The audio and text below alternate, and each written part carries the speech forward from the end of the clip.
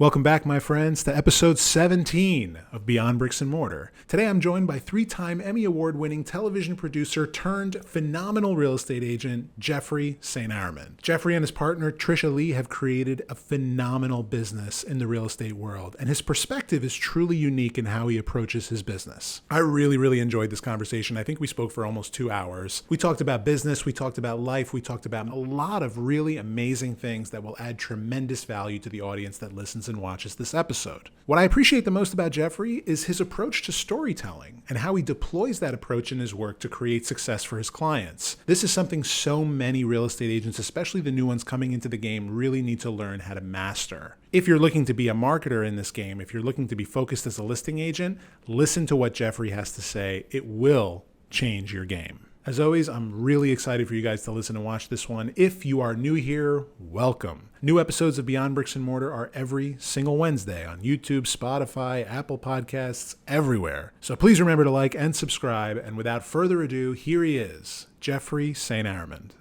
Three-time Emmy Award-winning sports television producer. Tell me if I'm botching the name. Jeffrey St. Arromand.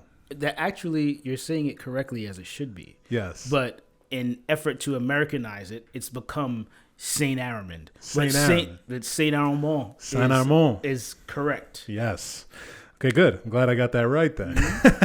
So let's go ahead and jump in with just a little bit of context. If you can share a little bit with the audience about your story, how you ended up in the world of real estate, as well as how'd you end up here in New York City? Right. So I'm originally from New York City. Oh, good. So, but I left. My parents left, moved to Florida for a little bit. And then I went to college at FAMU, Florida A&M University, and then immediately after graduating, I made my way right back to New York. Actually, there was a little interim when I was in Houston. I did a post-grad internship in Houston in television, and actually at that point, I was working at a radio station and TV station simultaneously. Well, you definitely have the voice for radio. No doubt. This is like, I feel like I'm talking to Howard Stern. Yeah, listen, I just try to induce you with the voice. So then I went into television. And I met some great people there.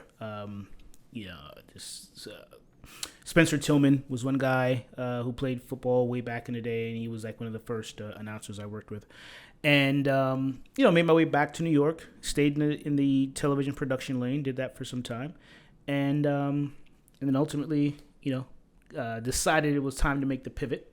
From let me know if I'm going on a tangent here, not answering your question, but I think this is an open forum conversation, okay. So there's no such thing as a tangent. Okay, all right. Just complete run-on sentences. Yeah, that's it. But no, so I worked in television production, really enjoyed that.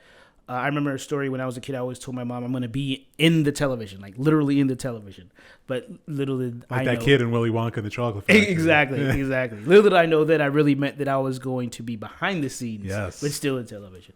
So we did that, worked in production, everyone from Tom Brady, Shannon Sharp now, who's like the king of the streaming services, which is so bizarre to me, knowing how far back we go and how far he's evolved to become who he is now.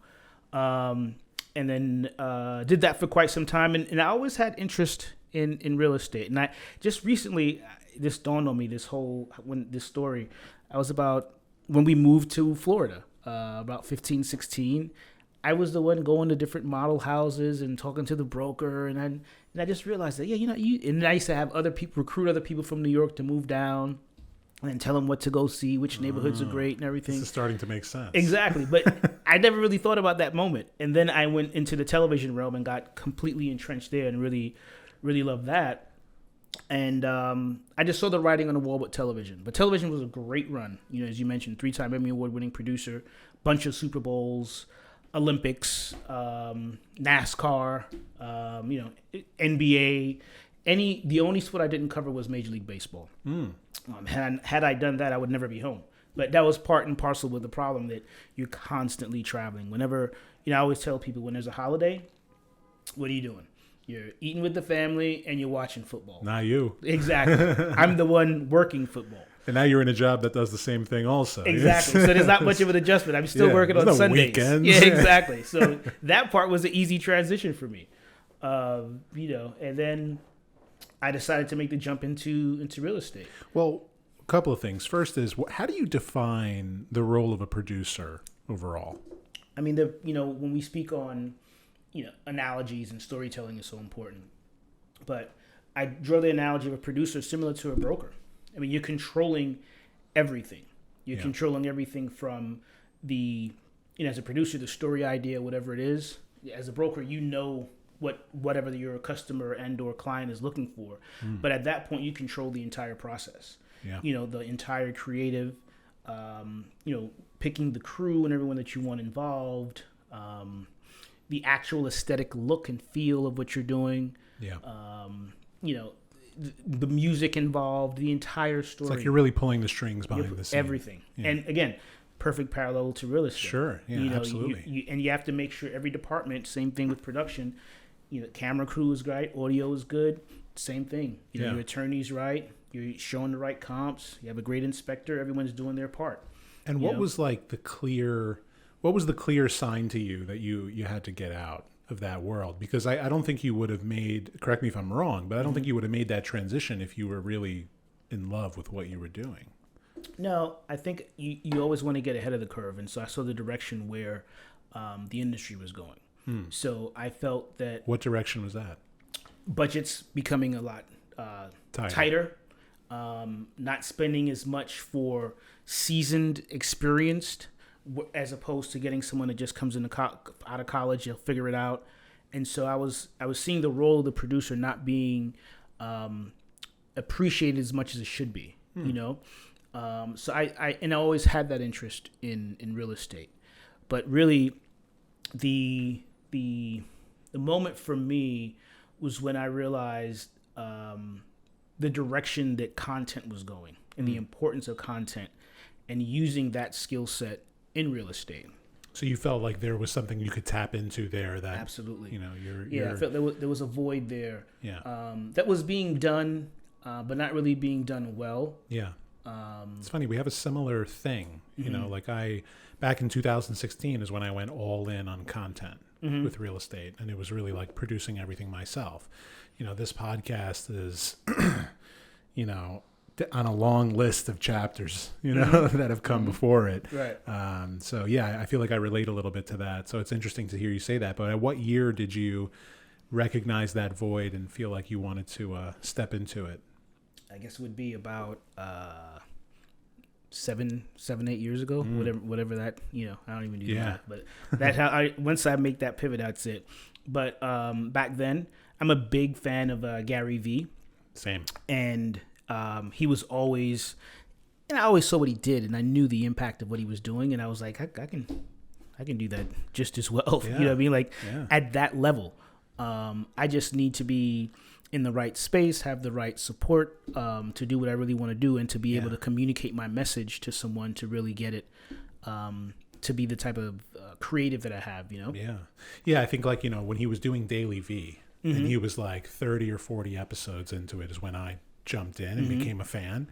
And I also was looking at this content and I'm like, this is not difficult to make or produce. And then I started watching Casey Neistat on YouTube, and I also realized like these videos are not difficult to produce. The hard part is actually the storytelling, and it's actually, bringing that story to life. That's where like the intuitive element has to come in. But clearly you bring that intuitive element to the table as a former producer in television. Right. And that was the advantage that I thought I had coming into it. And so I was like, okay, I know people are trying to go that direction, but if I do, there are things that I can do that I know other people aren't doing, and be able to do it at a certain level. And I think, and this is one of the differentiators I talk to when I'm pitching or whatever, because there's a lot of times that everyone now is doing, video. Everyone is creating some level of content, but does it really resonate? Does it really translate to more eyeballs and to more people coming to the open house? Does it really become, viral? Yeah. What's the real impact of it? Because anyone can do it, but they really aren't doing it effectively. Yeah. And most of our colleagues still don't really understand, and colleagues, I mean industry wide. I don't mean just survey, but most of them still don't understand the importance of quality marketing. And by quality marketing, it's not just a high resolution image; it's how that image tells a story. Correct. Like there's a difference between standing in the corner of the room and taking a photo to make the room feel as big as possible, as opposed to maybe taking a picture of one corner of that room that shares the home's lifestyle and helps you feel like what it's like to actually sit in that room and live within the space. Yeah, and I think that's the same thing we definitely convey with video as well. You know, the important thing for me, I say this all the time. First of all, storytelling is important in any and every field that you're in. Yes. People only buy based on storytelling. Yeah. You know, you may get a couple people just like trigger an emotion or whatever, but generally speaking, they have to feel and understand themselves and see themselves and feel themselves in the space. For sure. And so I think it's really important to have a compelling way of telling that story, not just doing a video, but effective storytelling. Yes. Yeah. I agree. There's a lot of video out there. There's a lot of listings that have video on them, but you know, there's a huge difference between a creative and well-told story than just a video of a space. The same thing applies to photography. It's really like how it all ties together. I also find that most of the listings that we see on the market, they reveal too much. They don't leave enough to curiosity. Like, it really pisses me off when I'm seeing like every single bathroom, every single space, and every single corner. Like what's the point of coming to see it at this point in time? And we all say, you know, and most sellers say the words, well, this home, it sells itself. My home, it sells itself, you know, or this hotel, it sells itself, you know, this, everything sells itself. But that's only true once the buyer is through the door. Absolutely. So the question becomes, how are we going to pull them in? Yeah, I mean, and part of that for me is really creating this. I almost look at the video as a trailer, you know, because I want to try to get that out as early as possible to create. You could sell a movie from a trailer, exactly. You know, so you want to create that same type of demand, and it's so funny because with, I would say, 2 listings last year that we sold, that worked exactly to the T, because we had one was a. I would call her A minus B level star. She came to the property, saw it specifically because of the video, and loved it. Another one most recently, just really recent. He's an actor that made the transaction super difficult, by the way, because of the actor strike. Speaking of tangents, whole other tangent there. But that's going to be a Rebney Award nomination next year. Are you submitting that for Deal of the Year? It was so nuts. So it was recent then. It was recent. It was Wow, recent. wow. But he was an actor, and he saw the video, and that really brought him in. So, you know, again, it's just important to really able to understand the reach that has and who will see it, and creating that frenzy before you even have the first open house because of all the drama behind this product that you put out. Yeah, you know, absolutely. And that's what's really that's what we do. That's our thing. And would you say that your skill set in this field and your understanding of production really like accelerated your growth in real estate from the beginning? Like most people who enter real estate, it takes years to really develop a streamlined success, or like to reach a point where your network is feeding you. Right. So would you say that coming into it knowing what you know has kind of just accelerated that a little bit for you? I would say yes and no. Yes, in that because it was kind of people trust me from a different space, and then what I was doing, they know me to do, coupled with the level of experience I got in the industry, it kind of helped that a little bit. But at the same time, I never want to take away from the truth of what this business is. You know, regardless of that, it's a process, it's a grind, and it was a matter of, you know, pivoting from one field to the next, which is great in some degree, but in other circles is like, well, I know you as a TV guy. What are you doing selling real estate now? Yeah. So now you got to deal with that objection, and then you start to get the confidence. You're doing more and more, and they start to notice it, and then that becomes less of an issue. And then it's part of the growth. I mean, you know about it. Just coming into the business, there's certain things that help, but you can't take away from the work. You got to do the work. Absolutely. You have to do the work, and it is a grind. How do you settle into the balance between the work and the grind and learning how to take care of people in the context of homes? It's a very emotional business, as you know, as we all know in this business. I like to think of real estate as a form of the hospitality business. Absolutely. So how slash yeah therapist slash yeah exactly advisor slash. So how did those skill sets evolve for you coming into real estate? I don't know if you did much of that in the world of TV production, if you were managing lots of personalities or the emotions of the process. So how do you think about hospitality in the world of real estate? I mean, I think that's intrinsically important. I mean, that's exactly what you're doing. That's the role that we have, in addition to everything else, but that's a big part of it. And what I often do is regardless of, not just regardless, any transaction, either side that they're on, I always try to put myself in their shoes and understand that more times than not, it could be their biggest transaction in their entire lives. Otherwise, it's a great investment that they're looking to get even more money on. So that's even more important. Yeah. So you just really have to have that level of empathy and keep that in mind and not, it's just one thing I would always say, again, to go back to television, I would never want to become so entrenched in that space that I forget about the viewer at home watching. And that's the same type of parallel. Like, you never want to become so much in the grind, just going and going and going, that you forget that these are real transactions with real people attached. Yeah, it's a business of humanity. Absolutely. Absolutely. I actually had last night, I had Ken Purdy come on. Do you know Ken? Mm-hmm. The door knocker. And, he really attributes his success to focusing on the humanity, the humanity of the transaction and kind of leaving the concept of the transaction at the door, like not even going there, not thinking about the lead, not thinking about the deal or the commission, but going straight to the humanity of it and calibrating to the individual.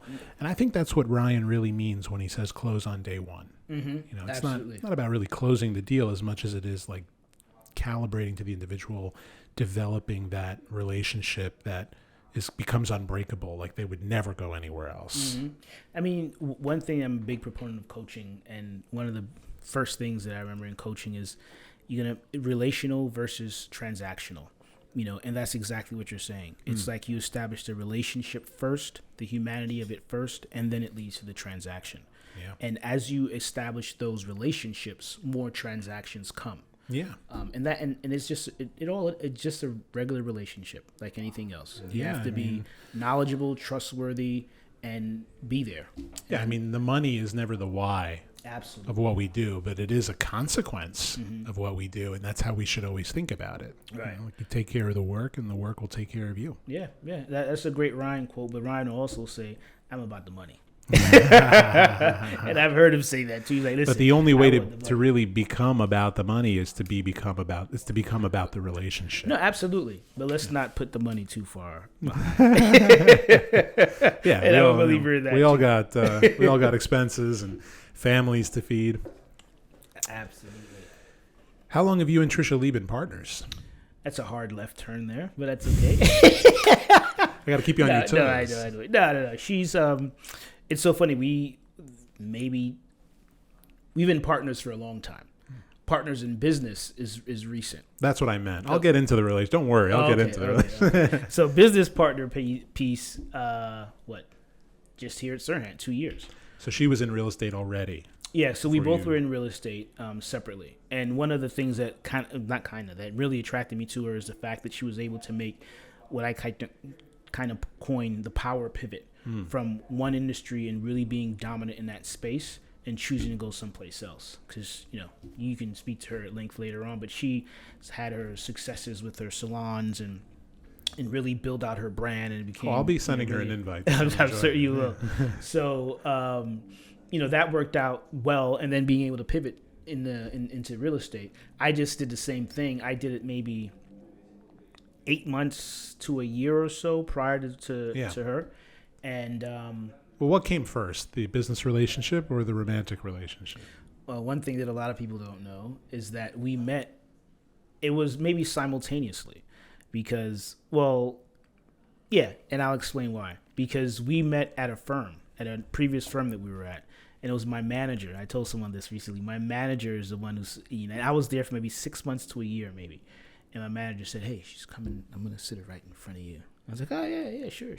And that was my guy. And he did that. And then we just started, talking, and she realized like my story, what I was doing, so she probably saw the similar synergy there, and then it just went from there. But we always worked separately, even up until just prior to coming to Sirhan. And so when we got here, and I was we spoke about content and the importance of it. And I was a big believer of what Ryan was doing with studios and coming in somewhat blindly, really not knowing the level of talent that studio has. And there's really talented people working in the studios division. And that's coming from like a multiple Emmy award-winning producer saying that. And so I was taken aback by that. But going into it, we had no idea. But I still knew that I can make, with that level of support, I can make it work regardless. And so we ultimately came to Sirhan and decided to work together. And the mantra "Happy Wife, Happy Life," and the name of the team is the Tricia Lee Team. So I love that. But she had a team prior, and I was on another team. Yeah. This is actually now here at Sirhan. But then we decided to, I'm going to separate from the other team, and we're going to come together on her team. I love that. So the reason for the left turn, the reason why I asked you that question the way I did is because what I'm working towards is I'm trying to gauge what your perspective is on partnership in business overall, and also how you meld that partnership with a romantic relationship, right. Whether it's a girlfriend or a wife overall. This is something I've spoken extensively with Brandon Bogart and Mallory Bogart about, and they both have their different takes on what it takes to have a successful relationship that is also a business relationship. Right. So essentially what I'm trying to do is pick your brain on that. And that was my that was my segue. Yeah. No, I'm with you. And I'd say that the difference is, especially with Brandon and Mallory, they've been working together for a long time. At least longer than we have. We just started working here at Sirhan. So that's a different dynamic. And with me, it's like, what's really important is understanding each other's strengths and just letting whomever it is, run with that. Yeah. And, I could be, she's the marketing maven or whatever she calls herself, which is funny. And I feel like I'm pretty good in marketing as well, but that's her thing. I'm going to let her run with that. Yeah. The production side, the video side, she knows that's my thing. She'll create, add her ideas, and then I'll interpret them to whatever, and then convey it to studios, and we'll come up with something kind of really unique. It's like you're the content, she's the distribution. Exactly, and then with the back end, she's great at that stuff. Creating systems now. We're reworking a lot of things right now. With things to come, and I'm certain you'll make that segue too. And so we're just reworking things there, and so it's just understanding that, and be not really stepping on each other's toes, but still conveying whatever you think is necessary, but letting that other person lead. I think that's really important. And then when it comes to like, we have hard outs. We're done. And if Tricia says she would say that I'm probably not that way, but I have hard outs on like, we stop talking about business at 6 or 7 or whenever it is. Yeah. But there's every once in a while I may have like a random idea about something, and I'm like, I gotta tell you, So no, and it's funny. Like Brandon told me also that they have like a no pillow talk about real estate rule, but it doesn't always happen that way. It's obviously not easy, especially given the fact that real estate is really. There's no hours. It's it's very open to that degree. But the thing that with me that's different, I first of all, I watch television different. That's one thing, and since she's noticed that. But I remember. What do you mean you watch it different? Because just from knowing the television and the production piece of it, I just watch it from a different lens. So there are things that I see that you notice everything. Yeah. And then I also may look at something and be like, oh, okay, let's rework this and use this for some. I mean, there was a video we did that was nominated for an Inman Award, didn't win though. I forget the movie, but the essence of the movie was this guy was going into, it was Bradley Cooper. Bradley Cooper was going to different rooms and just moving frantically. He was on some type of drug, and he was in the kitchen, he was in the dining room, he was in here, he was that. I was like, we should do that. We should do that for this property. There's so many different spaces. Limitless is the movie. Exactly. Yeah. There you go. And so we created different images of Tricia in a movie in the property. and experiencing different places, and you see them all, and it was really well done. But that's something that where we're just in bed watching, like, oh, let's do this. Yeah. Imagine you could take that pill. Yeah. Wow. Oh, Man. goodness. That would be great, right? That would be fantastic. What advice would you give to a real estate agent looking to enter into and build a successful partnership with another real estate agent, setting aside the romance? Right, just the business. Yeah. I think it's number one, if you're just coming into the industry, that kind of changes the dynamic. If you're just coming into the industry, I would say this is odd now because we're in a different space where people aren't in the office as much, but being and that's why I think work from home is great, but we need to have more people come into the office. That's my hard and fast stand on that. But I've spoken from someone who's in the office often. But I just think that that's where you really learn. That's where you learn and you absorb a lot in the office. If you're someone just starting in the industry, do that. Find someone. And I actually had a conversation with someone recently in the office about this. Don't be afraid to not work for a large share of a commission. Put yourself out there to really learn and understand the entire process. And the money will come. Yeah. It'll come. And if you have another market that you're in that may have a lower price point, then do the 80-20. And as it starts to increase more, then you start to get out of that price point and to increase your price point. So, just be prepared, and most importantly, learn the business. That's the first thing, especially if you're making a pivot. That's what I did. I was a big believer in coachings. I'm not doing as much now, but I thought it was it just helps it just expedites the learning curve. I think coaching is very important. Yeah. My coach is someone that I've known for about 10 years, and she's not in the real estate business at all. Yeah. In fact, she understands very little about the real estate business. That's probably even better. Yeah, but she understands me, and she comes from the fashion world. But at the same time, she's an expert negotiator. She understands people better than anyone. She's a life coach. Yeah, it's like one of the most helpful pieces of advice that she's given me is believe them the first time. When someone shows you their colors off the bat, don't jump to give them the benefit of the doubt. Believe them. Yeah. Believe them the first time. Yeah. And that will also help you weed out the possibility of taking on a bad partner.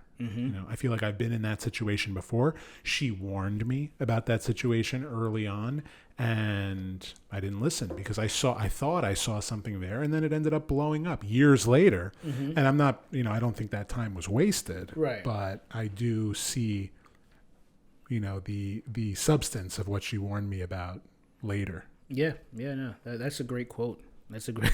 I made me use that as my quasi mantra. Yeah, believe them the first time. Believe them the first time on multiple levels. Yeah. So in the context of partnership and what you said is great, but now like stepping into adding the romantic layer to that relationship, how do you prevent that element from muddying the waters? And the reason I ask is because I think that, like for example, my wife has expressed interest in coming to work with me. Okay. And I think she'd be great. I really do. I genuinely believe that. But there's a consideration process for both of us because we also want to make sure that the integrity of our relationship is rock solid because we do have a very solid relationship. So my question for you is if you were giving me advice, how do you prevent your romantic relationship from muddying the waters of your business relationship? I think the most important word I would say is compartmentalize. You have to be able to understand that this is the relationship and this is the business. Tricia and I, there are times when we go at it. We have, a position that we're both, strong about and really believe this should be. She probably wins most of the time, though. It varies. I just learned when to pick my. You got to pick your battles, all right? So that's my money's on her. I'm going to Vegas. If you're a gambling man, I would tell you to lean that way. But when I find it necessary to be adamant about something, I am. Of course. But you just have to be able to understand the difference. And not so much you, because you probably can, but it has to be your partner that has to be able to. Now, that may be a little quasi-sexist, but because sometimes with men, you could move on. Yeah, well, And women know naturally we have are different more, things. Absolutely. Yeah. And so we know that there's more, emotionality involved there, and that's fine. But that's the biggest thing. So if you're able to know this is from 9 to 5 or 6 or whatever it is, and then, then it's back to being the warm and caring Ariel that she's fallen in love with. Yeah. So, and whatever does come up, address it immediately. Yeah. Not to let things fester. No.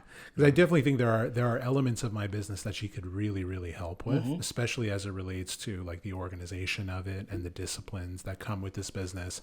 Like my wife is someone that very much is all in on whatever she does. I don't have that same level of discipline. I'm a little bit more all over the place. My mind's in a million places at once. Right. She, I feel like, would keep that in check. And that's the key, is just figuring out, like I said, each other's strengths, and you know that going into it. So, I would advise that you give it a shot. Give it a shot. Give it a shot. I'm going to tell her. I'm going to give her a call after this. Nah, give it a shot. I think it'll work. I mean, you described it to a T, so why not? Yeah. I understand that you and Tricia are both part of a new series that'll be coming out on Netflix. Are you allowed to share any details about that yet? Well, I wouldn't say we first of all, we all are. Everyone at Sirhan is. So that's the first thing I would say. Yeah, but you're on the front lines. Listen, you're the first line of defense. Listen, those are your words, not mine. That's what I'll say. Don't worry, you got like 6 weeks until this comes out. All right. Listen, those are your words. Well, when can we expect an announcement? Listen, you got to go to higher tiers for those answers. Give me that glass. Come here. Yeah, I might need 2 more shots. There you go. Yeah, I'll pour a little bit more. But I would tell you that I'll come back to this question in another drink or two. Exactly. I would tell you that I could tell you what Ryan has said, which is essentially there's, as you mentioned, there is a show coming and is going to be on Netflix. We anticipate it to come out, soon. I would say sometime summerish, somewhere in there. And we're, and everyone is involved. Is not, they may announce a cast, whatever, but everyone throughout the firm is featured. And I think it's a great opportunity for everyone at the firm to really, monetize it. I mean, Ryan is the epitome of monetizing stuff, right? So he knows the impact that has, and we all do. And so, there's certainly a power that comes with Sirhan being part of this brand. And we've experienced that without a television show. And so now I think that'll grow exponentially, especially as the brand is going into other markets. And then now we're going to be on this, on this international scale. I think it's great, and everyone should really lean into it and, just make more money. I mean, that's Ryan's mantra. Just make more calls. Let's go out and do it. Expansion. Absolutely. Yeah. So let me ask you this.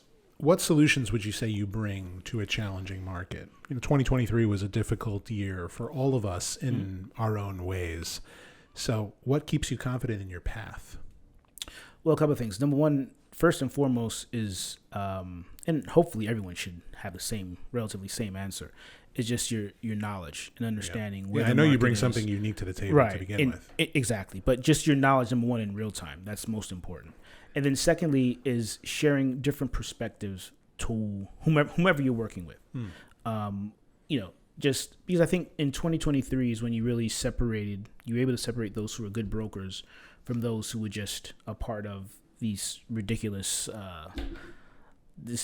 period we had where money was just falling in your lap. You just had an open house and you had 15 offers. Yeah. And so now you really have to educate.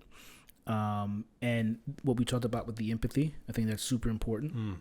And then also, because there's such limited inventory and people who are selling homes, they think they do have an advantage. But again, you got to really show what your value is. There's limited good inventory. Exactly. There's a lot of shit on the market. Yeah. But there's not even a lot of shit. But of the limited amount, there's a lot of it that is shit. That is shit, yes. So it's just a matter of, really separating yourself and leaning into the things that I would say we at Sirhan offer, and that you and me specifically do differently. Yes. And right now, it's more important than ever to make sure everyone has access and sees what you're selling. And that's really the big thing. But just understand. But not a lot of times I hate when people try to not be realistic about where we are and what people are feeling. Yeah. That's Yeah. I could, I'm like, don't try to talk someone out of it. Exactly. Yeah, like if you have acknowledge it. If your interest rate right now is at 2.5 and you're saying, I want to get something else, and my rate's going to be close to 6 or 7, you have to acknowledge that there's a huge difference there. There's no denying that. Yeah. Maybe it may not be the right time for you to sell. Unless there are other circumstances, the 5 Ds or whatever it is that that you need to do, and now you need to sell. But that's the type of advisory that people are looking for right now. Yeah. So what you're talking about is playing the infinite game of this business. Like, there is a finite game to play, and that's the game that we play for the money. Mm-hmm. When you're in it to win, that's the finite game. Absolutely. But when you're in it to stay in it, and to plant those seeds that really come later, that's the infinite game. Yeah, and then it comes back full circle to the whole relational. People remember. Remember, the advice you give them and how you treat the relationship. It's very evident when you try to sell someone something, as opposed to when you are advising them, as you said, advising them appropriately and coming from a place of friendship and empathy and understanding where they are. I mean, that's why I really think of real estate as a hospitality business, because people want to feel like they are understood. The same way when you're in a restaurant, people want to feel heard. Right. They want to feel like you get them, get where they're coming from. Yeah. And I think what's really important too. You want some water? Yeah, please. I think what's really important too is understanding that everything that you said is 100% accurate, but also being hard and fast on a position. We talked about advisory. That's perfect. Thank you. We talked about advisory, but how can you be an advisor if you can't have a definitive position on something? Yes. And not really waffle?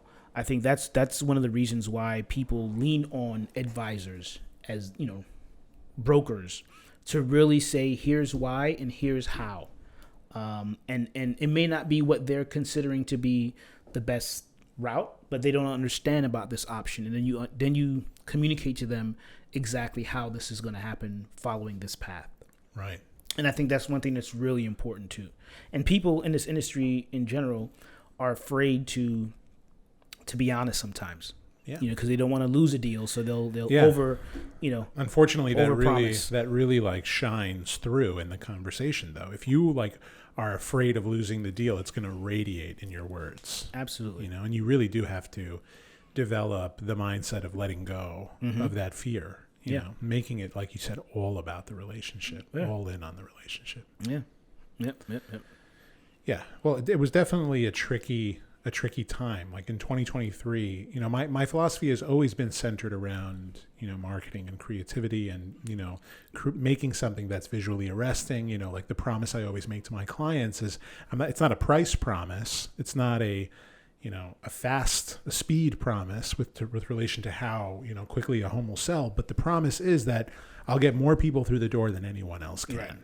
Right. So, but even in 2023, my average days on market going into that year was 95 days for everything I've ever sold in 10 years. Wow. Okay. And now, I had a listing that went on for 275 days, that margin really, really widened because of that year. It was just a slower time, even with that creative push. But it was hard having those conversations with clients and, really expressing that honesty. That was that was really stepping into new territory for me. Yeah. I mean, those hard conversations, what separates good brokers from everyone else. Yeah. Because you have to be honest and tell them exactly what it is. They may not want to hear it, but you have to deliver it. Yeah. So it's really helped a lot. Oftentimes as brokers, we have this, the one thing that we fight against is the bane of our existence with everyone thinks, oh, brokers are the worst and they're like car salesmen and everything else. The great thing about last year, because of the amount of people that left the business, it kind of changes that narrative and that dynamic and thought process from people. Because the ones who are still here are those who are, and the ones who are successful are the ones who are communicating effectively and having a position and, having those hard conversations and advising accordingly. And so Well, this business is a revolving door. Yeah. People come in and then they quickly walk right out. Yep, absolutely. I think a huge part of that is that we do a really good job of making this business look really fun and cool. Yeah. I like to take on new agents. Okay. Personally for my team. I like to train. I like to be kind of like a professor in real estate. See, I knew there was some synergy here. That's my thing. Like too. I'm really into that. I love it. I do too. I get a lot of fulfillment out of helping, or inspiring a younger generation. Which makes sense why we both also, are big believers of coaching. Yes. Yeah. Absolutely. Yeah. Absolutely. And I was speaking to someone today who's taking their real estate license test today. Okay. And, I told her, call me after you have your license. But what I made very clear to her on the phone is you need to understand coming into this that everything you've watched on YouTube, everything you've watched on television is very much only one side of it. Yeah. And what nobody talks about and what nobody shares in the content is really just how hard it is. Right. Like, it's brutal. Yeah. And you really need to be prepared for that. You need to be prepared to be resilient, and really be willing to take the punches and go through your learning process. But, at the end of the day, there's so many real estate agents here on this island, but the community of us that do deals with each other in that, world is actually pretty small. It is. It That's really why it's is. very common that you see the same broker on a deal sheet many times over. Right. Exactly. And I think the thing, and I definitely want to say this is as we have the show embarking soon, is that there's a big difference between there's an important piece of television, because television, you look to entertain, so there has to be some level of entertainment in television. And so, I always hate when people say, well, the reality TV just really ruined this, the industry as a whole, like the time when Beth Friedman was ripping Ryan at the Inman or Real Deal. Oh, Bess? Yeah. Best, the Real Deal. Man, that was funny. He fired back at her. He did. That was good. I replayed that video a few times. Oh, did you? I just remember I was like, you know what? I love the way he reacted to that. I mean, he didn't she was trying to trigger him and he didn't even go down that path. No. But the thing about it is this: there's entertainment and then there's reality, and then there's the truth of the business. And so you have to use entertainment to bring the industry, the entertainment in general has really helped the way people as a whole view this industry. Be it good or bad. I'm going to say primarily good, but for someone new coming in, they have to be able to separate the entertainment from the truth of what it is. Yeah. So but yeah, I like taking on. I don't want to have like real estate school or anything to some degree, but I do like relatively not in newer, like large groups, but and relatively newer agents that maybe like 2-3 years in, or want to get to the next level. You also love public speaking, I read. Yeah. I just we share that as well. I really love that, and I think that's rooted in just wanting to inspire and share. And I think we did something together. We were a separate. What was that? Sell Like Sirhan. When we were. Oh yeah, did you join me as a guest on the cohort once? No, I had a separate cohort. So you had a cohort and I had a cohort. Oh, that's right. We did it at the same time. Yeah, that's right. Yeah. I forgot about that. Yeah, honestly. That was a long time ago. It feels like it was a long time ago. 2 years ago. Well, it had to be. I've only been here for 2 years. Yeah. Yeah. So what area of the city do you live in? So I live in Brooklyn. We live in Flatbush. Didn't you tell me that you bought and renovated your house yourself? Yeah, we right? did a full gut renovation. Yeah. Just before COVID. And thank God for that. And thank God for the move too to lead into COVID, because I couldn't imagine being in a apartment with a partner for all of COVID. So thank God we had multiple floors. Timing was perfect. Whew. Oh my goodness. Do you guys have like a dog or something? We have 2 dogs. Wow, actually. Nice. Peanut and Butter. Oh, I like that. 2 Yorkies. That's good. Yeah, that's 2 good. Yorkies. That's like that. There's an not an influencer, but a chef I follow on Instagram, Frank Provenzano. He has 2 dogs. He calls them Cacio and Pepe. Oh, really? Yeah, it's Italian. Yeah. But actually, I asked you about your home and where you live, partly to segue into my next question. Now, I sent you a prep email before this podcast. Mm-hmm. I asked you if any topics were off limits. No, I know where you're going, but no. Yeah. So again, I'm happy to remove this from the conversation if it makes you uncomfortable, but I did come across something that I found a little bit interesting. Okay. I understand that you had a direct relationship with Rex Heuermann. Oh, okay. I thought you were going someplace else. But the estranged architect who was charged in the murders of 4 women whose remains were found in a desolate spot along the ocean near Gilgo Beach in December of 2010. Yep. Can you walk me through a little bit about your experience working with him and what your reaction was to learning the news of the charges that were brought against him? Yeah. No, it was, first of all, Wait, where did you think I was going? Because now I want to know. I'll tell you after. I thought you were talking about where I'm from and the political landscape and what's going on, and I generally don't talk politics. But it's not. I mean, it's not politics. It's just news. It's just current events. We'll get into it, but let me hear about this first. Yeah. I completely forgot about that. Like, how could you forget about that? But I forgot about that. So the odd thing is that I met him at a property that my client had already had a previous relationship with him, professional relationship, and used him for, I think she was working in hospitals at that point. And she's an architect, and she isn't currently an architect, but she brought him on. And so that's how the relationship initially started. So when I met him, I just thought he was like a regular guy. We were at the property. She has an extension, so it was a brownstone in Brooklyn we were selling. She had extension to the property, so he was just going through some paperwork. But in that moment, he was fine. But then throughout the process, and this was a long, painstaking process, by the way, we had to change the CO.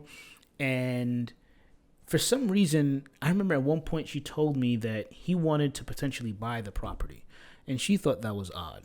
But as you put all the parts together,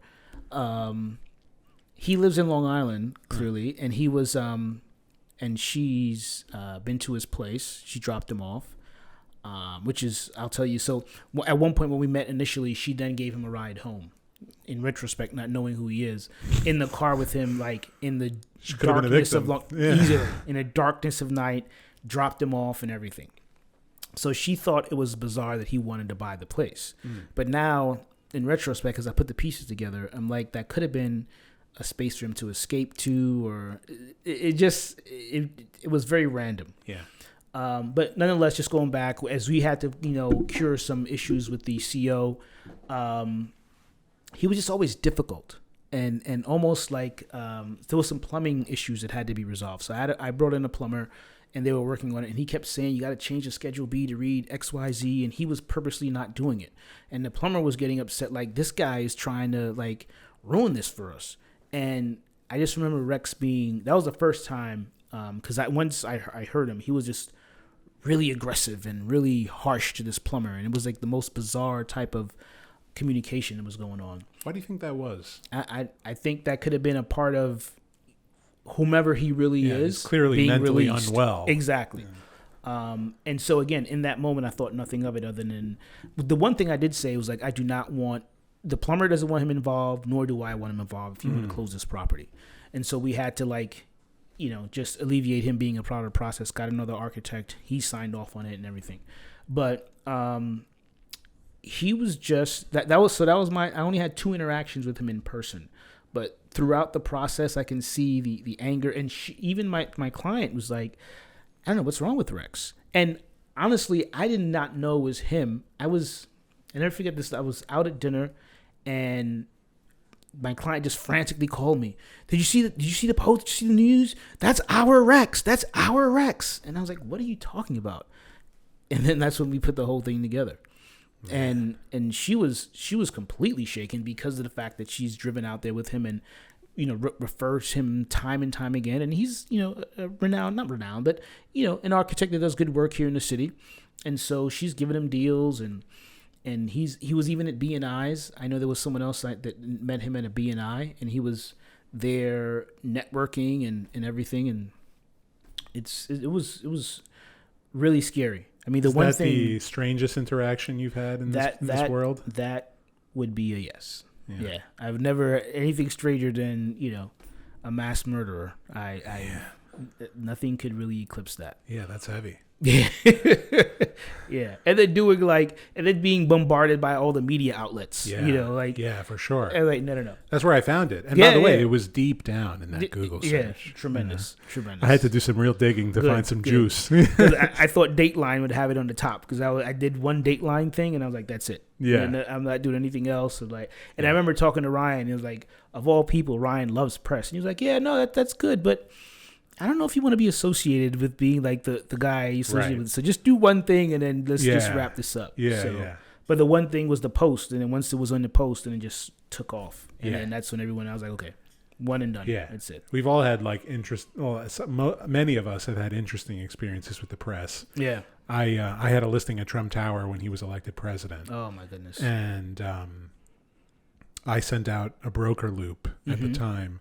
I had the listing on the market before he was elected, and then he was elected president, and then I sent out a broker loop, and I wrote in the subject line, "Our Fifth Avenue buyers looking for Secret Service protection." And I wrote that the Secret Service was the new amenity of Trump Tower. Nice. Unfortunately, that wasn't well received. I mean, listen, at that time, everyone was going after Trump. Yeah, like, the press was trying to destroy him. Yeah. And I got a phone call from Politico, and they were like, "Can you comment on the fact that you are touting the Secret Service as the new amenity of Trump Tower?" And I was like, "No, I cannot." Right. No comment. Yeah. They're like, "All right, I'm going to run this story in like an hour." And I'm like, "All right. As long as you don't attribute anything to me. No comments from me." Well, those frames behind me, those are all the articles that really? Well, it's only 4 of them. I think there was thousands of titles. Well, what happened was Politico dropped this article, and then like every publication in the country picked it up, and they tore into me and my business partner at the time. Right. Scathing articles Yeah. of us touting the Secret Service as the new amenity of Trump Tower. Meanwhile, like I just thought it was a little creative. I thought it was a little quirky thing. Meanwhile, it was true. Like Trump Tower, it was the safest place to be anywhere in New York City when he was there. You know? And minus the protests and everything else, but yeah. Oh man, but I got destroyed. And Howard Lorber, the chairman of Element at the time, he's good friends with Donald Trump. At least at the time he was. I don't know what their relationship is now. Right. But he got a phone call from Trump, and Trump like laid into him over this. And then like I was in Howard's office, pretty much begging for my job because of this. Right. Yeah, and I even remember like at one point, my partner at the time said to him, like, "Listen, Howard, like we've been at this company a long time. Like this is our first infraction." And he goes, "Well, you only have to murder someone once." It's like, is it really the same? Yeah, I was like, is it really the same thing? So, like, actually that year, that was 2016, and it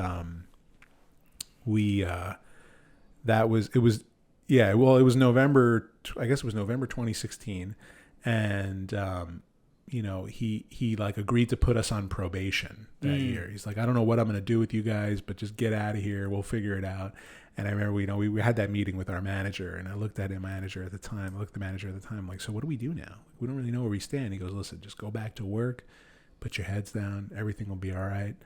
I'm like, "All right." So listen, we went out and we did $70 million that year in sales. Listen, money makes a big difference. Yeah, we had a really big year. It was the year that I went all in on vlogging, because part of the reason why we got into so much trouble was because when all the press was coming out, I released a video on Instagram thanking all the publications for writing about us. Nice. So they just thought that was like a smack in the face, to throw on top of this.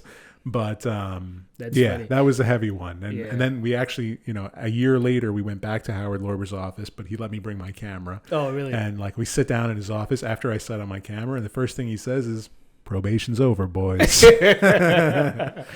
So it was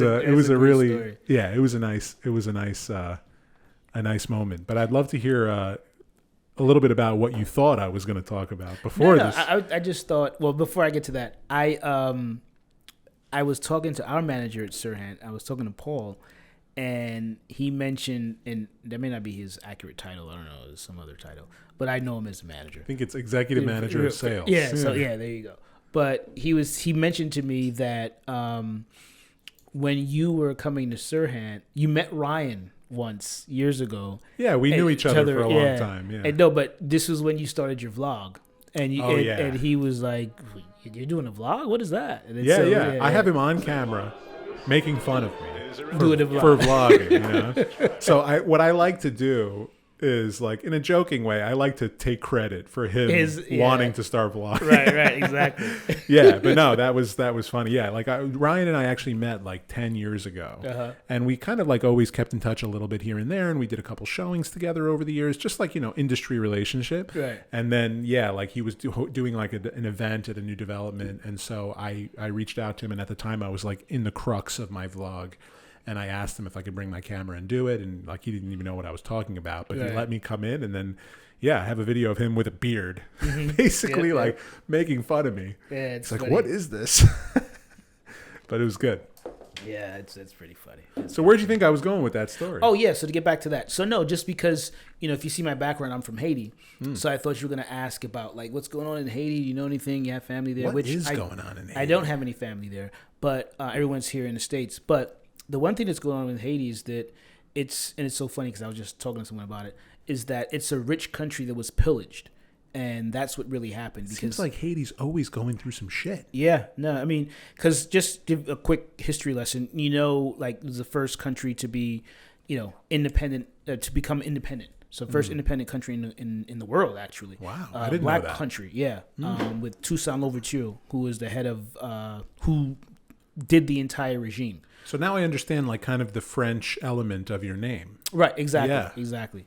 And then the Haitian people or the government had to give taxes back to France, upwards of $500 million worth of taxes back. And now if that number you equate it to these days, it'd be close to 21 billion. And so that's how some of the money from the country was pillaged. And then the United States, someone's saying the late 1800s, don't quote me on exactly when, came in and took 500,000 from the Haitian government. That ultimately led to what we know as now Citicorp. And this is not just me randomly saying it. It was chronicled by the New York Times, and you can see their great reporting really spoke to that. But all that being, so just imagine having those level of resources back then taken from you, and what would it do to the country? And had it not happened, it would have been more of a democratic, vibrant, you know, great country like everything else in the West Indies were back in the 50s, 60s, 70s. There was almost a playland for like millionaires and billionaires back then to just go and hang out in Haiti and different areas. But all that being said, there was definitely corruption there too with the governments. From Duvalier. What's been going on recently? So recently, and see, the question now really is, you're in a country that's actually a poor country. Where are all these guns coming from? Right. Clearly, it's not going to come another country. Yeah. You know, it could be the U.S., it could be China, it could be Russia, it could be anywhere. They want to ultimately take over the country. Who fucking knows anyway? That's the thing. No one really knows. Yeah. So, so the gangs took over, being, you know, having all this type of heavy guns or whatever. Yeah. And then they released the 7 prisons. 7 prisons, got all the prisoners out in 7 prisons throughout the country. And this is a really politically motivated gang base. And so now they asked that the sitting president that was forced out, that's in Puerto Rico, I believe, he just recently stepped down. So it's a country that's a complete disarray right now. And so there's going to lead to someone taking over the country. And, you know, I feel like it's been that way for quite a while. I actually want to share I saw a tweet recently that I thought it was kind of funny. Of course, I'm not like, you know, removing the seriousness of what's going on over there. Right. But I did see that Eric Adams, the mayor of New York, called Brooklyn he called Port-au-Prince. So we called New York City the Port-au-Prince of America. Yeah. And then, like, you know how sometimes readers add context to the tweet? They wrote, where did it come from? No one calls New York City the Port-au-Prince of America. Yeah, I see it, and I read that article, so I know what his intent was. Yeah. There's a huge Haitian American population here in New York, and though no one has actually said that, I would say that officially, but it's kind of understood. And what he should have said is Brooklyn. Because Brooklyn, there's areas. Well, have you heard that before? Yeah, I've heard there's areas in Flatbush that's called Little Haiti. Yeah, that I've heard. Right. Yeah. So that's kind of similar to Miami. You know, in Miami, you have the same thing. But that was what he was kind of implying. Now, the term itself, you know, no one has technically used the term, but It's just the day and age and where we are with social media. You say something, someone's going to look, it's almost like you saying, the Trump Towers, the amenities, the CIA, same type of thing. Yeah, it's honestly such a shame that, like I very much consider myself an independent, like I just feel like it's very much a shame that like we walk into conversations fearful of the response. Like we can't just respectfully disagree anymore. It has to become like an insulting, visceral conversation. I don't know what your politics are, but the reason why I don't talk politics is because I don't want to go down that road. I have my own opinion on things. I don't consider it to be right or wrong. I just consider it to be my own. Right. Like I don't care much for social issues because I have like my religion to lean on in a lot of ways for those things. It's not what I vote with, I have my things that I care about. And I just feel like we're living in a very unfortunate time in history. No, we absolutely are, but there's also, some level of responsibility that we have, that I think that we have to be vocal about certain positions and where you stand. Because I think, when there's silence is deafening. Sure. I've been experiencing a lot of that since October 7th. I've seen a lot of that. Yeah, absolutely. So you have to speak up about issues. And it's a slippery slope. You don't want to offend anyone, but you want to, I always say, and I use this, I always say it like, being pro-black doesn't mean you're anti anything else. Right. Being pro-Jew doesn't mean like you're anti anything else. Right. It's exactly. That's it's like nobody wants to see civilians dying in Gaza. Nobody wants that. Right. Exactly. Like, Exactly. But it's it's unfortunate. It's unfortunate, but I think we still have certain roles and certain things we have to be speak out about. Yeah. And that's the way I am. And thankfully, with my partner, with Tricia, she's we're in line with that. Yeah. So, and I think that's important. But it's it's an interesting time. It's an interesting time. The one thing I do say about the politics piece is just that, typically this time of the year there's some level of uncertainty with whomever's going to be in office. Yeah. The only saving grace I hope is that this is an odd year, and there you have, both candidates have been in the office previously. You have so hopefully, two really bad options. Yeah, well, yeah. But nonetheless, what to anticipate. So that shouldn't hopefully impact Wall Street too much. And, even with the uncertainty, there should be less of that coupled with rates dropping. Hopefully we can have some level. That's my selfish real estate brain speaking there, by the way. No, but it makes sense. I think in any election year, the Fed will try to prop up the economy to help the administration look good. It doesn't matter which administration it is. So, if rates drop, let's just grab as much of the action as we can. Absolutely. One thing I would disagree with, and this is what I've been saying based on what you said previously. Like I purposely now say, even though we all said it, but I lead with, I respectfully disagree, because I want to be able to still have those type of level of engagements with folks and no one be offended by it. Of course, but that's the thing. Like you shouldn't have to say that. You should be welcoming a disagreement or a challenge. Absolutely. Like, can I challenge you on that? Right. What's the problem here? Right. Like, why does it have to be so tense? Yeah. I can guarantee that you and I don't see eye to eye in everything. No, of course. But that doesn't mean that we can't have a good friendship and that we can't respect each other and respect each other's positions. Absolutely. Also, culturally, we come from very different backgrounds. Absolutely. And a lot of our beliefs and our politics and all that is tied into culture. Absolutely, yeah. And so that's the thing. That's why it's unfortunate that you have to lead with that sometimes and say that. Yeah. But I've been finding myself, maybe by default saying it so that it doesn't become to kind of ease, not the friction, but the differences. Yes. So that you understand it's just a difference of opinion. Yeah. And I'm not, adamantly against what you're saying, but I just see it from a different perspective. Exactly. But it's unfortunate. But the other thing I was saying, I don't necessarily think the Fed tries to drop rates based on election year. I just think that they try to limit the amount of change they do so it isn't perceived as being you're leaning one way or the other. It's an interesting take. Yeah. So I do believe that. I mean, I also believe we're living in a very corrupt time in politics. Oh. So I like when were we not? that's where my opinion is rooted from. Right, it's right. like, and honestly, it's across the board with government institutions, especially in this country. Like the FDA is a good example. Like if you look at like the FDA's like preferred list of healthy foods, like cornflakes is at the top, like. And why do you think that is? Maybe it's because Kellogg is one of the biggest companies in the world, and they have a lot of lobbying interests. So you just don't know. Honestly, like it just feels like a very untrustworthy time. I mean, speaking of which, was it the head? I don't want to misquote here. I think it was the head of cornflakes that said people should start eating more cornflakes. Right. Yeah. Cornflakes, meanwhile, is like one of the worst things you can eat. Yeah. Yeah. So it's it feels like the curtain's being pulled back on a lot of this. That's kind of why I actually like RFK Jr. Because I feel like he's just a calming spirit, and he's at the same time like really like pulling the curtain back on all this stuff, and being very open about the fact that he doesn't care about his risk of being assassinated. Right. Yeah.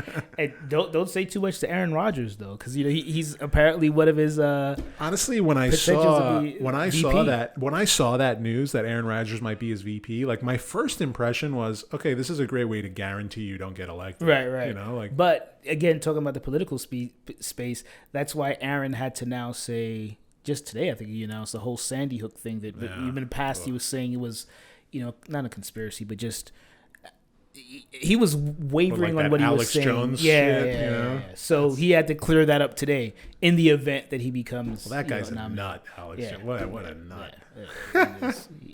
There's no debating that. All right. So let me ask you this.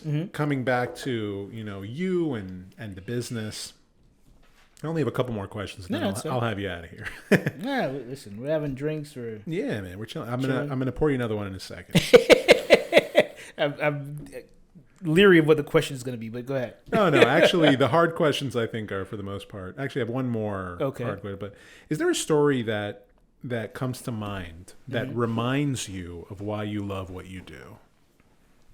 I mean, one thing, it's not even something that really,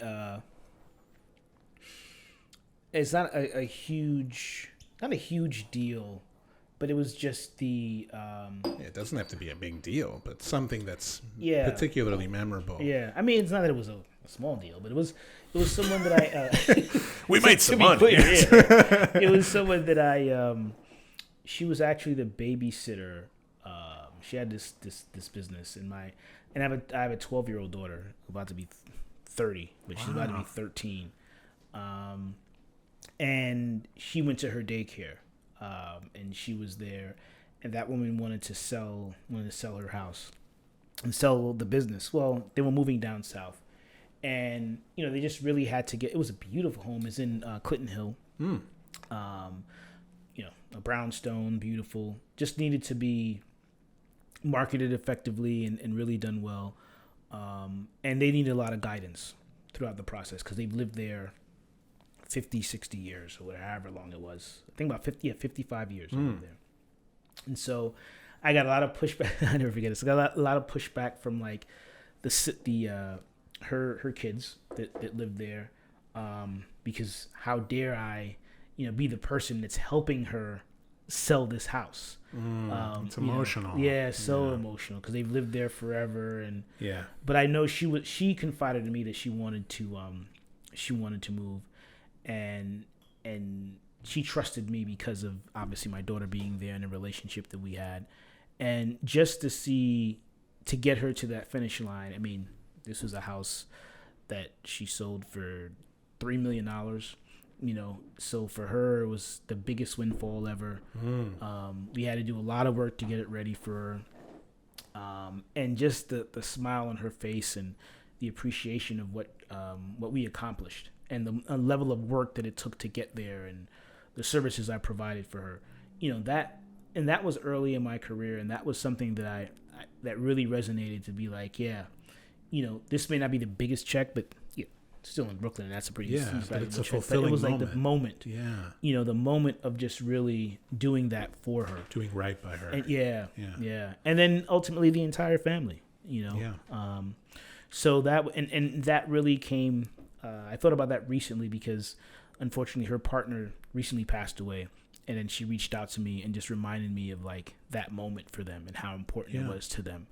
You know, that's what brought this all back, you know, full circle, because that's a recent thing that happened. And they were truly, truly appreciative, even to the point of the husband that he just passed away. She found it necessary to come back and tell me that. Listen, those type of things. You talk about relational. Yeah. You know, doing the right thing is always the right thing. That's a Gary Vee quote for you. Yeah, exactly. Actually, I'm reminded of a story. If you don't mind, I'll share it with you. And actually, I completely forgot about this until... I forgot about this. Drink up, my friend. Exactly. I forgot about this until this moment in time. But it's really like why... or how I did the first sale I ever did. You know, I feel like most of us in the business, it starts with rentals. You know, rentals is how we learn how to transact. Right. It's also how we learn how to communicate with the client, how we deliver a good experience to the client, and how we deliver what they want, you know. But when I was at the first firm I was with, I actually worked with KSR for the first like 18 months of my career in real estate. And they were... you know, they were early in their real estate business. Now they're a titan in commercial and retail. Yeah. But back when I was with them, they had a division that was focused on furnished rentals. And, you know, after like several months of being with them, I started to help with more of the business development and locating more listings that we can rent furnished. And I ended up getting a listing. It was 462 West 58th Street. So right by Mount Sinai Hospital. And it was one of the penthouses in the building. The owner called us up through our website and wanted us to come and pitch him. He wanted to put his apartment on the market. It's a beautiful apartment for rent. And it was gorgeous. It had like Peter Lick artwork everywhere and really gorgeous furniture and a really beautiful private roof deck with an outdoor television and great furniture. Like, it was really, really well furnished and well designed. Actually, the couple was on like one of those design television shows. So we went, I met with him and I brought in the business and we signed up the exclusive, and that was great. And we put it on the market. And a few days later, I get a phone call from, you know, an older woman.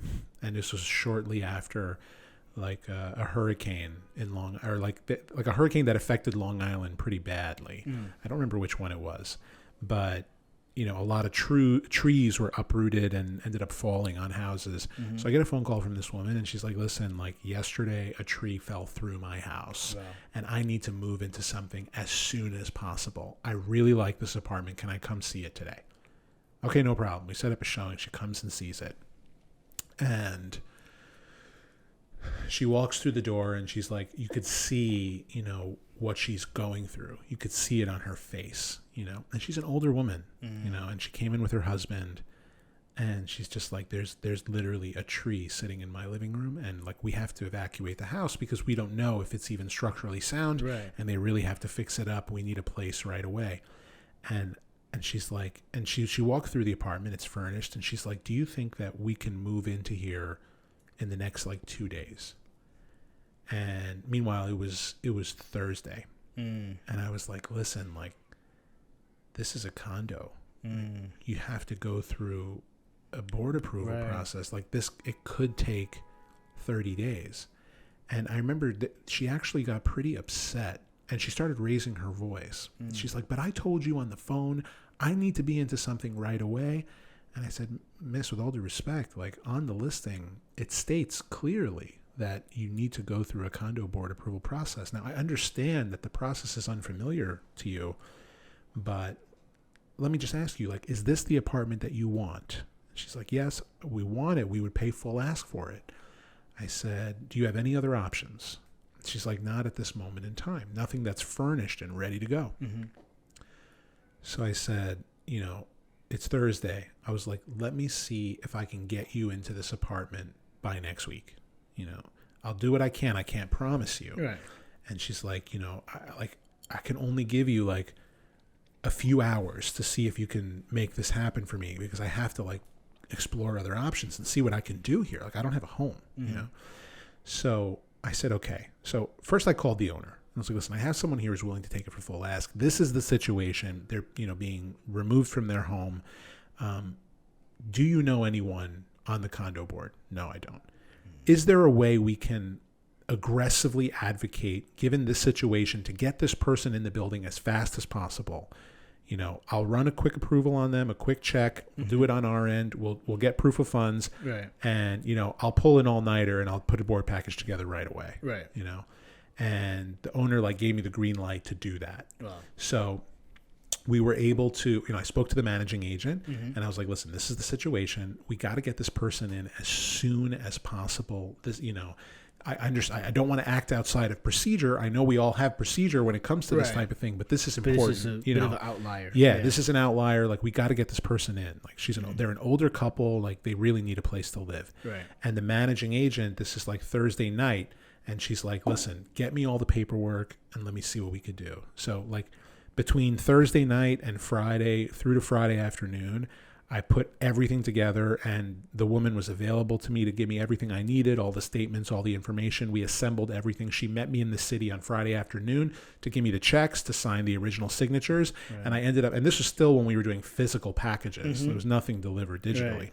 So I delivered everything Friday afternoon, and I made it home in time for the Sabbath. And I was able to shut down. And then, you know, Sunday rolls around, and I write an email to the managing agent, like, you know, just kind of like reaffirming the position we're in and that we really need this to happen right away. And I wrote that email on Sunday because I knew when she would come to the office Monday morning, it would be the first email she would read. And lo and behold, she comes to the office Monday morning. She gives me a call and she's like, listen, like, I'm going to do what I can. No promises. I'm like, listen, again, I don't want to act outside of procedure, but can you give me the contact information of someone on the board? Like, let me explain the situation to them. And they're like, you know what? Let's do a conference call. Right. You know? She puts me on the phone with like the person she reports to the board. And we go through this and I explain the situation to them. And I don't even remember the person's name, but I was like, listen, like, you know, again, I understand this is a peculiar situation. This is one of the sweetest couples I've ever met in my life. They will make for exceptional tenants, great neighbors, and if anything, they'll contribute to the betterment of this building. You know, and they were like, okay, like, we'll review all the paperwork today, and we'll get back to you. Okay, fine. They review all the paperwork. It's like Monday at 5 or like 4:30 or 5 o'clock. I get a phone call. Okay, they're in. I'm like, really? Yeah, they're in. They can move in this week. Wow. Oh my God, that's unbelievable. I delivered the news to her and she was so like she had like a release of emotion and she was so happy, and she packed up a couple suitcases and she showed up at the apartment the next day. I let her meet the owner. They did a walkthrough, handed her the keys, and she stayed in that apartment for 2 years and she paid her rent on time every single month. So the client, you know, the landlord was really, really pleased, obviously, and she was really, really pleased. And she was so appreciative of how we went to bat for her that by the time she was in her, like, coming up on the end of her first year, she calls me up and she goes, listen, like, you know, we decided we want to move to upstate New York. You know, we have family there. I want you to sell my house in Long Island. I'd never sold a property yet before. Wow. And that was how I got and she knew I had never sold a property. But she's like, I trust you. You know, I know you can deliver. I know you're devoted to the work. So, you know, associate yourself with an agent there that can help you and let's do this. And it was actually like, this happened like maybe a month after I joined Douglas Elliman. Wow. You know, actually, it wasn't the first transaction in the sales world. The first transaction I ever did in the sales world was a co-op that was a turn down. That was a huge learning lesson for me. And actually, I've never had a turn down since. Right. And I kind of promised myself that would never happen again. Yeah. But that moment in time was like, that was, you know, to mirror the question, you know, it was so incredibly satisfying. And we did end up selling her house in Long Island, which was also incredibly satisfying. But to, you know, really help them out of that rough situation and to do right by them and my client at the same time. That was incredible. Really incredible moment. Yeah, no, that's a great story. And I think the thing to that really that's important is, you know, especially with being a newer agent, and you find this all the time, agents, you know, overpromise and underdeliver. Yes. You know, and completely overpromise. And the big thing that I would applaud is the fact that you were just honest with her and you didn't everything you did just exceeded what she expected. Right. So yeah.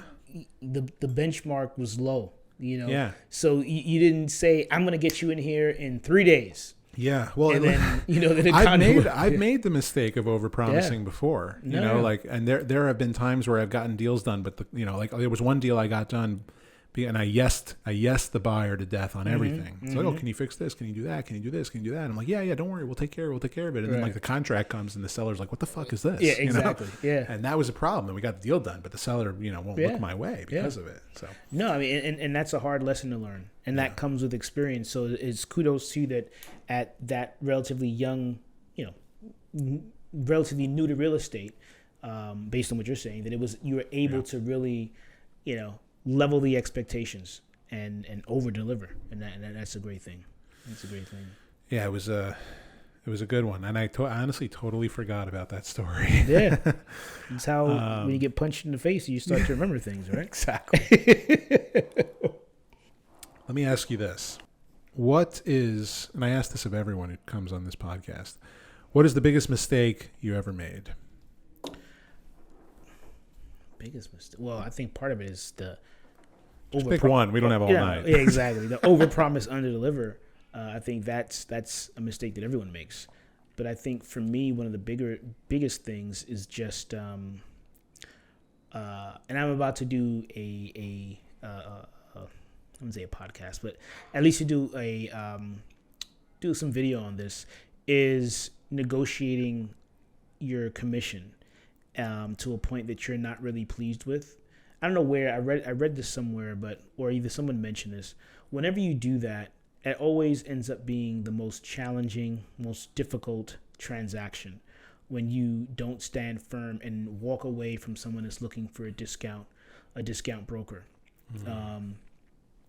It's just like any other field. No one ever does that for doctors, attorneys, and so there's no reason it should be done to brokers. And so for me, it's just, I would say the biggest mistake was trying to negotiate that and then regretting it, because the amount of time that it took to have that transaction, I could have been focused on something else. Yes. That would have given bigger returns. And I'll say all that with an asterisk to say that you have to be in a certain position to be able to not be concerned so much about volume, that you're able to make that decision and be at peace with it. So that would be the biggest mistake for me in moving, and this is a while ago, but moving forward. Now, maybe I might negotiate a little bit more on new development when there's multiple units and stuff like that, but I'm talking about resale. Also, the context is important. Like, negotiation isn't a problem if it's done with respect, if there's if there's a mutual understanding. Mm-hmm. But if someone's trying to take the approach of devaluing what you do, mm-hmm. and then reducing your commission, like for example, well, I don't need you to do this for me. I could do this myself, so I should only pay. That's a big fuck you. Yeah, and it's not even that bad, because at that point, absolutely that's a fuck you. But when it comes to the point of where you think someone else who's offering you less can do the same as you can, and they're not devaluing you, they're just looking at it from, because again, we talked about perspective. From their position, they feel like, well, I can get this from this person. And I'm like, you know what? You absolutely can. But here's a difference of what I provide. Mm. And in any negotiation, you got to be prepared to walk away. Yes. So knowing that you're adamant in whatever your position is, and be prepared to walk away if they're not going to, come to your number.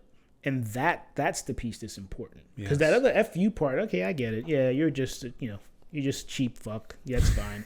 But something else where you're like, oh, well, I got this. I'm like, all right, well, God bless you. Go with that. Yeah. I'm here. I know what I provide. And if we can't meet there, then, I'll move on to find someone else who can. Yeah. And typically, people who aren't people with a lot of money are obviously going to they have a lot of money for a reason, but they still understand value. Yeah. And they're also most of them are very arrogant. Yeah, they are. But at the same time, they know what you do, if it makes sense and you present it correctly, they understand that. Mm. And with that, I'd rather deal with that client than someone else that's nickel and diming and don't get the results that I know that I can provide. So that's the difference. Amen to that. Yeah. So I'm sure you get this a lot. I get messages all the time on LinkedIn, on social media from people who are aspiring to become real estate agents or people who are new in the business, people looking for internships in real estate. What is like the one piece of advice you give to new real estate agents that come to ask you for advice in real estate? New agents, you're saying, right? Yeah, New people who are new to the business. New What to is the the one business. piece of advice you give them in order to set them on a course of success? I think the biggest thing is humility. Humility is really important. Understanding that you don't know what you don't know, and be prepared to associate yourself with someone that can help you and understand the importance of that, and then also understand the monetary value of that as well. Again, I was just talking to someone in the office recently about wanting to change teams and going to coming into the city more. They're like in Long Island. They want to come to the city more. But then I had to ask them, like, are you prepared to, take less of a commission to, we talked about this before, to learn for something else? Are you prepared to, you tell me you know everything, but do you really know what do you deem to be everything? You know everything when it comes to a transaction where nothing becomes problematic. But do you know what to do when things go left? Like, are you going to lean on someone? Like, you just need to know, you need to understand the importance of that and have the humility to understand why you don't know everything, and be prepared to, have that monetary discussion to know that, okay, this is what I'm going to learn, and this is the value of it. Yeah, I think that's really good advice, because it's also, and I tell this to my team members, is that my goal and my intention as a leader is to help you accelerate your success.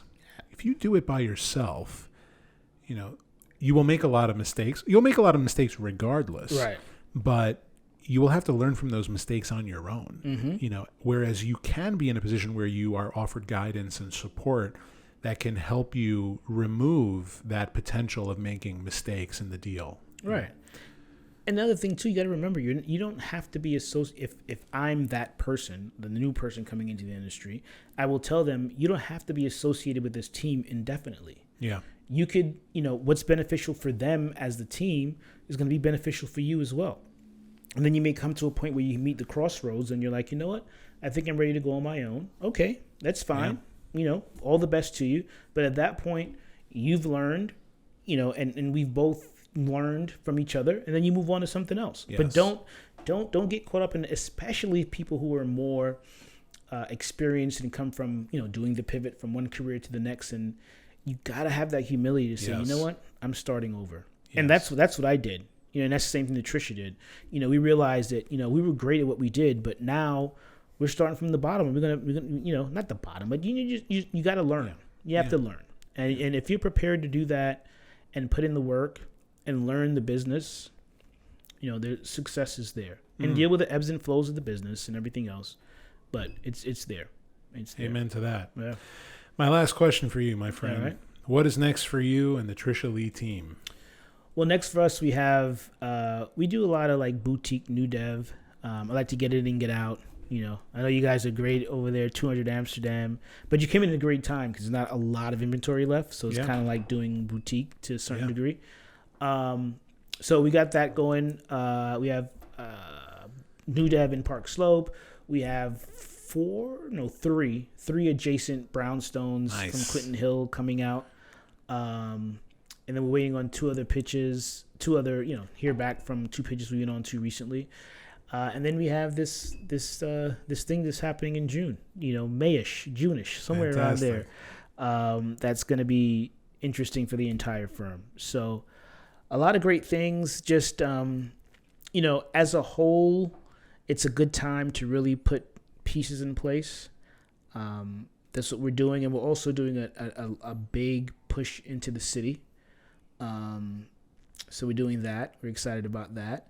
And it's just coming over the bridge. Coming over the bridge. Coming over the bridge. We're gonna do Next that. Next time you come over the bridge, you call me first. Yeah, exactly. Make sure right? it's okay. We're doing some bridge storytelling, over the bridge storytelling. Love that. But we're excited. We're excited about things that are in the future. We're prepared for things that's in the future, and I think it's a good year collectively for the real estate space. I think this year, this spring market is going to extend a little longer. We talked about rate drops happening in May, June, somewhere in that time frame.